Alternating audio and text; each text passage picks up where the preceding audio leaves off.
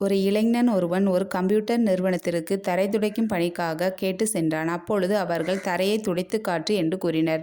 சுத்தமாக துடைத்து காட்டினான். சரி, உனது இமெயில் ஐடியை கொடுத்துவிட்டு செல், நாங்கள் தகவல் கூறுகிறோம் என்றனர். என்னிடம் இமெயில் ஐடி எதுவும் கிடையாது ஐயா என்றான். இமெயில் ஐடி இல்லை என்றால் இங்கு வேலை இல்லை என்று கூறி அனுப்பிவிட்டனர். வருகின்ற வழியில் தனது கையில் இருந்த பணத்திற்கு கொஞ்சம் வெங்காயங்களை வாங்கி தெரு தெருவாக கூவி விற்பனை செய்தான். அதில் அவனுக்கு ஓரளவு லாபம் கிடைத்தது.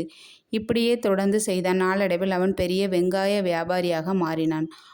பின்னர் ஒரு நாள் வங்கிக்கு சென்று எனது பெயரில் வங்கி கணக்கு துவங்க வேண்டும் என்று கூறினான்.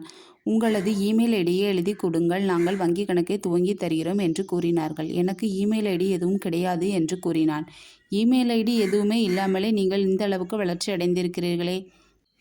இமெயில் ஐடி இன்டர்நெட் தெரிந்திருந்தால் நீங்கள் இன்னும் பெரிய ஆளாக மாறியிருப்பீர்கள் என்று கூறினார்கள். இல்லை, நான் இமெயில் ஐடி இல்லாததால் மட்டுமே இப்படி பெரிய வியாபாரியாக மாறியிருக்கிறேன். இல்லை என்றால் ஒரு கம்ப்யூட்டர் நிறுவனத்தில் தரை துடைக்கும் பணியில் மட்டுமே இருந்திருப்பேன். வாய்ப்புகள் விலகும்போது கவலைப்படாதே, எல்லாம் நன்மைக்கே என்று எண்ணி தொடர்ந்து முயற்சி செய்தால் மிகப்பெரிய வெற்றி உனக்காக காத்திருக்கும்.